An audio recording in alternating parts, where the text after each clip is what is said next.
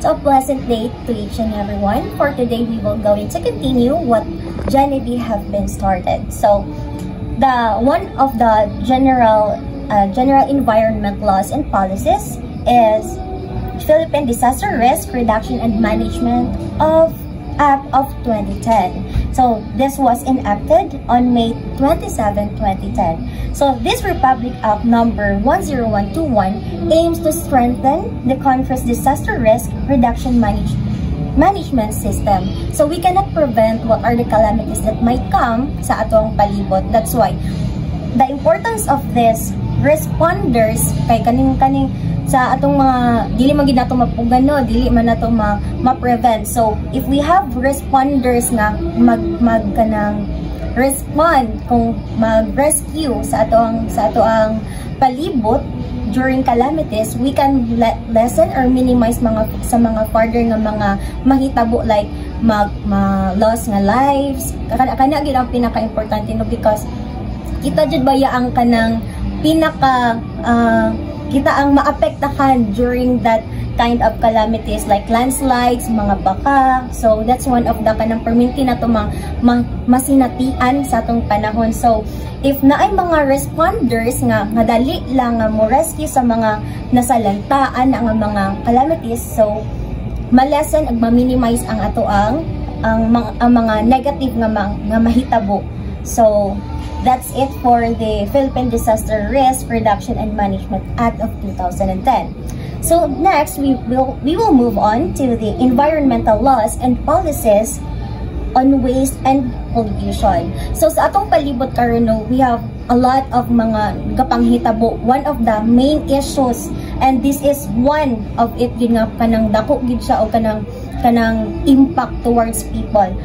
Pollution is very rampant because I do believe nga we are one of that. We are one of that pollutants nga mahitabo ay mga ma-pollute ang isa ka place. And also pollution dili lang siya nag-talks about dili lang siya sa water, napud siya sa air, sa land.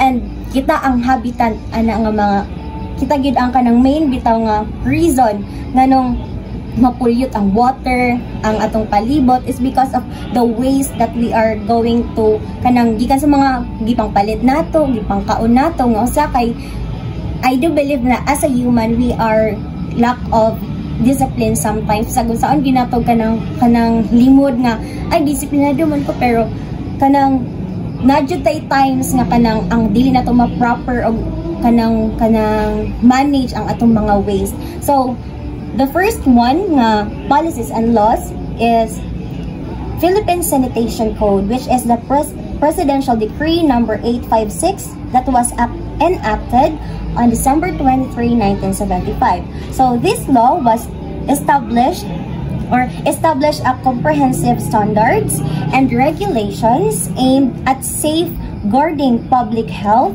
through effective sanitation practices. So from the word itself, sanitation, so manghinlo gid no kanang sa ato ang panimalay dira dapat magsugod ang pagpanghinlo. It's because sa ato alam mangyapon mo balik ang atong mga gipang bukat. For example, dili ka manghinlo. So there are mga animals nga magpuyo sa imong homes. Bisan man gani maghinlo ta na ay dili maiwasan nga na mga cockroach na ay kanang ilaga, unsa pa na mga langaw. So kung kana nga mga animals, di ba mga carriers man sila og mga sakit. So if kanang kana nga mga animals naa sa imong home, dili nimo maiwasan nga kanang basig makaduol sila sa imong food. Ya kanang nga food kanang ang imong food, ay syempre makaon nimo. So naay tendency gid nga magkasakit ta. So that's one of the importance nganong mag-sanitize, manghinlo kita sa atong palibot, because para kanang ma-lessen ang mga health issues nga atong nga makuha sa atong makuha pinaagi sa atong mga gipang buhat, mga kadamakan nga dili ta manghinlo, dili nato properly manage ang atong mga waste, atong mga basura, kanang mga malata, dili kana bitong kay ko kanang mga basura nato magtapok lang siya na kanang may mga langaw. It's so ill. So dawat manghinlo kita to kay moon ang aim gid ani nga law is safeguard public health. So that's it. Let's move on to the next one, which is the Marine Pollution Decree of 1976. So this was enacted on August 18, 1976, and this is the number 979 Presidential Decree. Nag-address siya sa issue of marine pollution in the Philippines. So, naay mga balita karon nga ang atong mga marine species or mga aquatic species kay murag kanang na-disturb na gyud ang ilahang habitat. Kita kay usahay magpataka mangita dili man gyud nato malimod nga usahay magpataka gyud taglabay sa atong mga basura sa kanal, bisan asa nga parte sa kalibutan sa tong palibot. And then katong nga mga basura ma-accumulate padulong dito sa dagat, and then it will disturb the aquatic species ug makadaot siya sa ilahang habitats ug pati na pod sa ilahang pagkinabuhi ilalom sa dagat. So next is we have the last one, which is the Water Code of the Philippines that was enacted on December 31, 1976.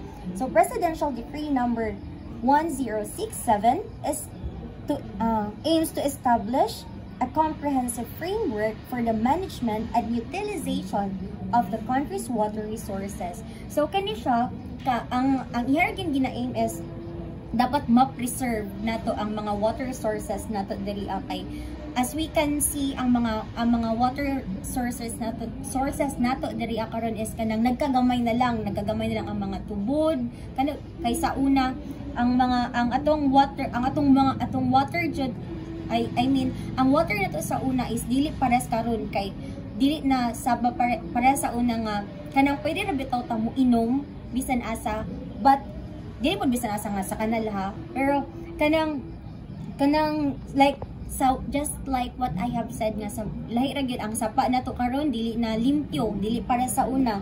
It's because sa una gamay pag mga tao, and we can see na preserve gyud siya. Pero right now because of the kanang nagkataas ang population, so na yung mga nagpuyo sa mga dapling sapa, mga nagalabay og basura. So I think that's one of the reason nga nung nagkakugaw gyud atong mga kasapaan karon nga mga panahon.